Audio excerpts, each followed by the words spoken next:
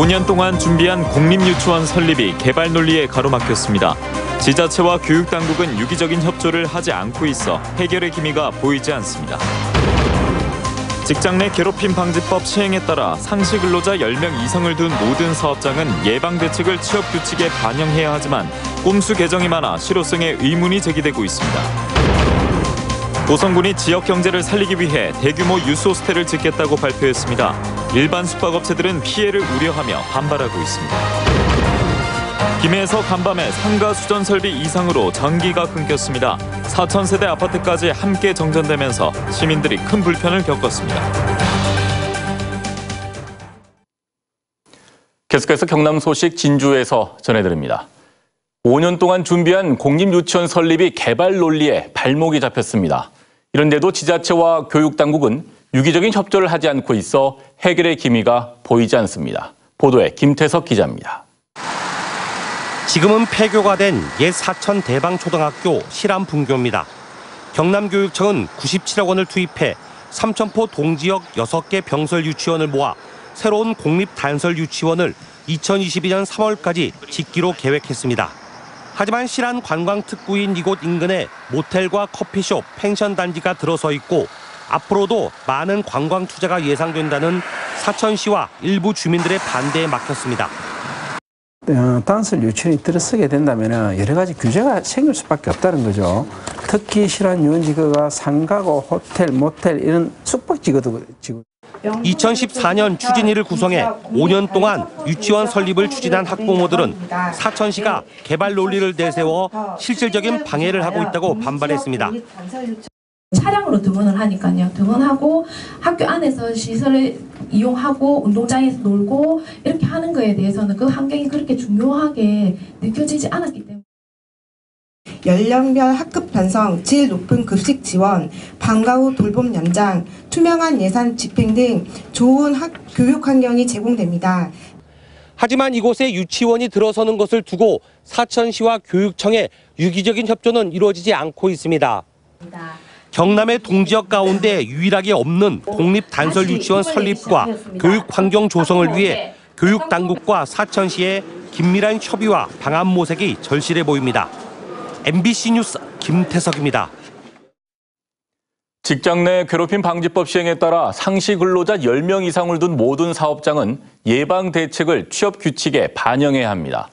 고용노동부가 제시한 표준안을 충분히 반영하지 않은 곳도 있지만 고용노동부는 문제될 게 없다는 입장입니다. 이재경 기자입니다. 지난달 하나에어로스페이스가 제시한 취업규칙 개정안입니다. 직장 내 괴롭힘 예방 교육을 정기적으로 실시해야 한다고 적혀 있을 뿐 구체적인 횟수와 교육 내용은 없습니다. 반면 고용노동부가 마련한 직장 내 괴롭힘 관련 취업규칙 표준안에는 1년에 1회 이상 관련 교육을 해야 하고 교육 내용도 구체적으로 명시했습니다. 또 회사 개정안에는 폭행과 욕설 등 단편적인 괴롭힘 유형만 명시한 반면 표준안에는 본래 업무와 무관한 일을 시키는 등의 부당노동 행위도 모두 직장 내 괴롭힘에 해당한다고 나와 있습니다.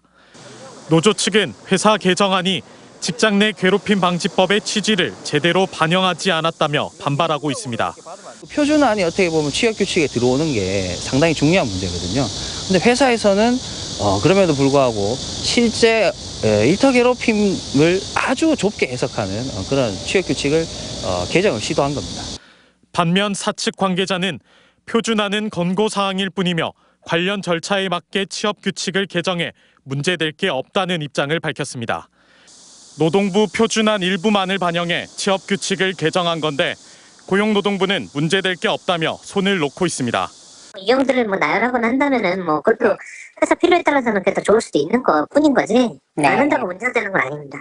하지만 구체적인 유형이 빠진 개정안은 직장 내 괴롭힘을 판단할 기준을 모호하게 해 법의 실효성을 떨어뜨릴 수 있습니다. 직장에서의 취업 규칙에 반영되어야 회사원들이 이걸 보고 이런 행위를 하면 안 되겠구나 해서 직장 내 괴롭힘의 예방 효과가 있거든요. 그런데 그것을 명시하지 않았다는 것은 실제로 이 법의 실효성을 약화시키거나 아니면 기업들의 취업 규칙 꼼수 개정을 막기 위해선 기업들이 표준안을 충분히 반영해 취업 규칙을 개정할 수 있도록 고용노동부가 관리 감독을 강화해야 한다는 지적이 나오고 있습니다. MBC 뉴스 이재경입니다. 문화재청이 진주 정촌 공룡 발자국 화석 산지의 보존 방법을 논의하기 위해 오늘 개최한 2차 평가 회의에서 현지 보존과 이전 복원 여부가 사실상 결정났지만 평가 결과는 공개되지 않았습니다. 문화재청은 한 달 뒤 문화재위원회의 심의를 거쳐 보존 방법을 최종 결정하기로 했습니다. 한편 화석 산지를 원형 보존하기로 결정하면 이 지역은 천연기념물로 지정돼 국가가 보존 비용의 최대 70%를 부담하고 이전 복원으로 결정하면 화석을 다른 장소로 옮겨야 하는 만큼 유실 우려가 제기되고 있습니다. 사천시와 현성 MCT, 대선조선이 업무 협약을 맺고 2014년 6월 이후 끊긴 삼천포항과 제주항 항로의 재개설을 추진하기로 했습니다. 이에 따라 대선조선은 여객과 화물을 수송하는 카페리선을 건조하고 지난해 12월 마산해양수산청으로부터 사업자로 인가를 받은 현성 MCT는 이르면 2021년 초부터 100기를 다시 잇는 프로젝트를 추진할 계획이라고 밝혔습니다. 고성군이 지역 경제를 살리기 위해 대규모 유스 호스텔을 짓겠다고 발표했습니다. 그런데 유스 호스텔이 들어서면 일반 숙박업체들이 피해를 볼 뿐만 아니라 세금만 낭비할 것이란 비판을 사고 있습니다. 부정석 기자입니다. 고성군은 하루 250명이 머물 수 있는 지하 2층, 지상 4층 규모의 유스 호스텔을 짓겠다고 공식 발표했습니다. 사업 타당성 조사를 10월까지 마무리 짓고 2021년 10월까지는 공사를 끝낼 계획입니다. 스포츠 마케팅이 탄력을 받으면서 최근 전지훈련팀과 각종 대회가 몰려 숙박시설이 턱없이 모자라기 때문입니다. 유스 호스텔은 하이 화력 발전소 시행사인 고성 그린파워가 상생협력기금으로 지은 뒤 기부 체납하는 방식으로 건설됩니다. 전국 지자체가 경쟁인데 숙박 문제 해결하지 못하면 고성군은 전지훈련, 전국대회를 유치할 수 없는 모두가 힘들어지고 어려워집니다. 민간 숙박업체들은 강력 반발하고 나섰습니다. 고성군의 청소년뿐만 아니라 일반인도 쓸 수 있는 최대 규모의 숙박시설이 들어서면 100여 개의 민간 숙박시설은 손님이 없어 직격탄을 맞을 수 있다는 겁니다. 일반인들도 40%까지 투숙할 수 있기 때문에 현재 고성군 숙박업소 투숙률이 10%밖에 되지 않기 때문에 유스호텔이 건립될 경우에 큰 피해를 입을 수밖에 없습니다. 또 유스 호스텔 경영이 악화될 경우 국민들의 혈세가 빠져나갈 수 있는 무리한 사업이라는 비판도 나오고 있습니다. 조선업 침체로 무너진 지역 경제를 살리기 위해선 유스 호스텔이 꼭 필요하다는 고성군과 민간 숙박산업만 고사시킬 것이라는 숙박업계의 반발이 팽팽히 맞서고 있습니다. MBC 뉴스 부정석입니다. 무더위가 한풀 꺾였다곤 하지만 여전히 전력 수요가 높은 여름철입니다. 김해성 간밤에 상가 수전 설비 이상으로 4,000세대 아파트까지 함께 정전되면서 시민들이 큰 불편을 겪었습니다. 신은정 기자입니다. 상가 복도가 마치 한밤처럼 어두컴컴합니다. 엘리베이터도 멈췄고 상가 주인들은 어두운 가게 안 장사 준비도 못한 채 시간을 보내고 있습니다. 저희 있는 얼음도 지금 다 녹고 지금 냉동실에 있는 것도 다 지금 녹고 그때나 다 여기 앞쪽에는 다 장사하고 여기 뒤에 장사하는 데니까 당연히 피해가 있죠. 이 상가가 정전된 건 어젯밤 10시 반쯤. 고압의 한국전력 전기를 받는 수전 설비에 이상이 생기면서 같은 선로를 쓰는 4,500세대 아파트까지 함께 정전이 됐습니다. 아파트는 1시간 안에 전기가 공급됐지만 수전 설비 교체에 시간이 걸리면서 해당 상가는 오후에서야 전기가 공급됐습니다. 컴퓨터 에어컨이고 아무것도 안 되는 상황에다가 인터넷 전화기다 보니까 지금 아무것도 못하고 그냥 공사 완료될 때까지 기다리고 있습니다. 지난해 발생한 순간 정전 사고는 전국에 모두 3,100여 건. 이 가운데 25%는 수전 설비 이상이 원인이었습니다. 수전 설비를 정기적으로 점검하고 있지만 전기를 많이 쓰는 여름철엔 과부하에 걸리기 쉽고 설비 교체에 비용이 들기 때문에 제대로 된 관리가 이뤄지지 않은 겁니다. 정밀하게 좀 점검을 해주시고 열화상 진단 같은 것을 희망을 하신다면 관할 한전지사로 연락을 해주시면. 특히 여름철엔 설비 이상이 대규모 정전으로 큰 피해로 이어질 수 있는 만큼 전기시설에 대한 꼼꼼한 점검이 필요합니다. MBC 뉴스 신은정입니다.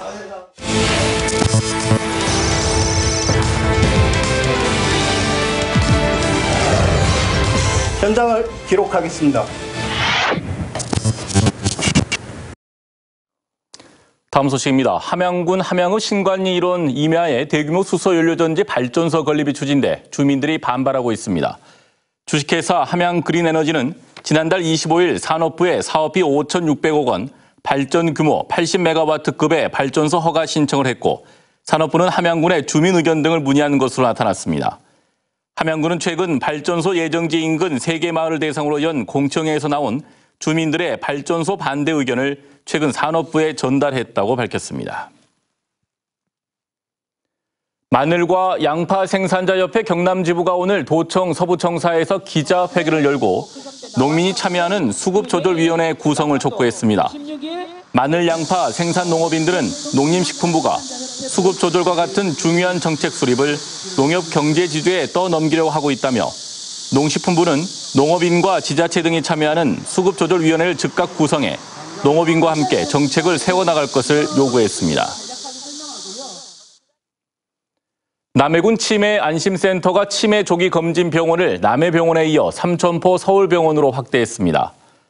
남해군은 치매 검사 비용 가운데 본인 부담금을 지원하고 치매 진단에 따라 대상자별로 통합관리 서비스를 제공합니다.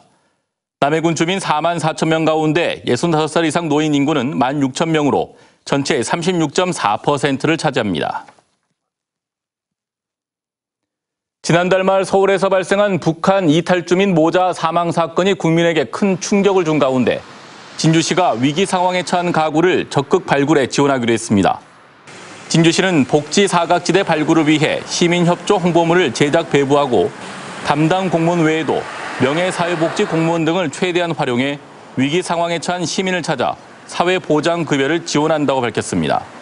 특히 내년 초에 가칭 진주시 복지상담 콜센터를 설치해 복지 사각지대에 놓인 시민이 전화 한 통으로 원스톱 서비스를 받을 수 있도록 복지 전달 체계도 개선해 나가기로 했습니다.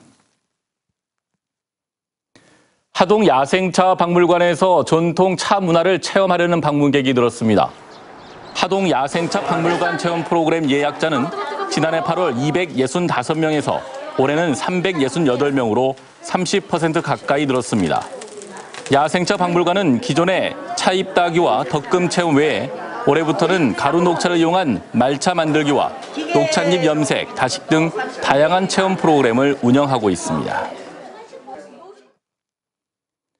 한국남동발전이 2019 스마트 공장 구축 지원 사업에 선정된 40개 중소협력사 임직원이 참석한 가운데 스마트 공장 구축 지원 협약식을 맺었습니다.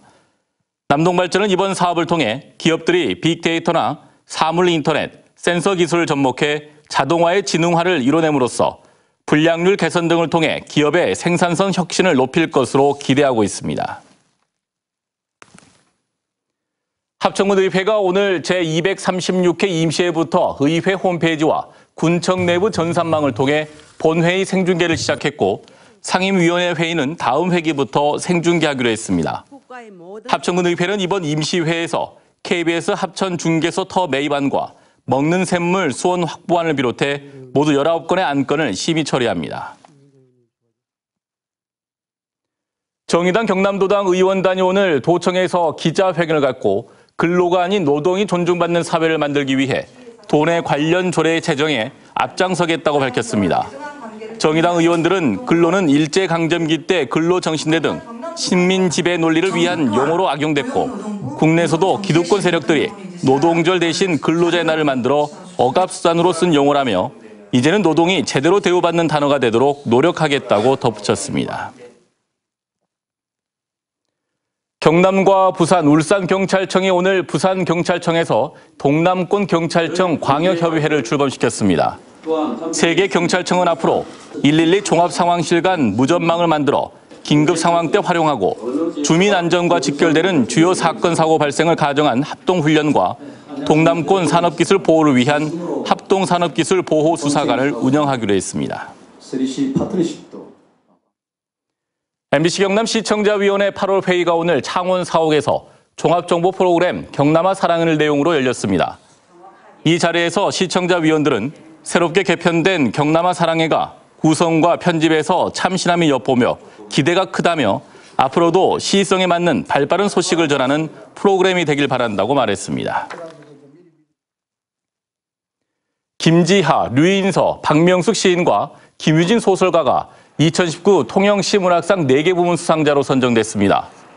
통영시는 청마문학상에 흰 그늘의 김지하 시인, 김춘수 시문학상에 놀이터의 류인서 시인, 김상옥 시조문학상에 그늘의 문장의 박명숙 시인, 김용희 소설문학상에 보이지 않는 정원의 김유진 소설가를 각각 선정했다고 밝혔습니다.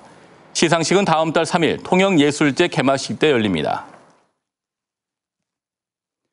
경남교육청이 도민이 필요한 교육사업을 직접 제안하는 주민참여예산 사업 제안을 오는 31일까지 접수합니다. 경남교육청은 내년 교육비 특별회계 예산 편성을 앞두고 홈페이지나 팩스, 방문, 이메일을 통해 도민의 사업 제안을 접수한다며 제출된 의견과 사업 제안서에 대해서는 주민참여예산위원회 심의를 거쳐 내년 예산에 반영될 계획입니다. 지금까지 진주였습니다. 고맙습니다.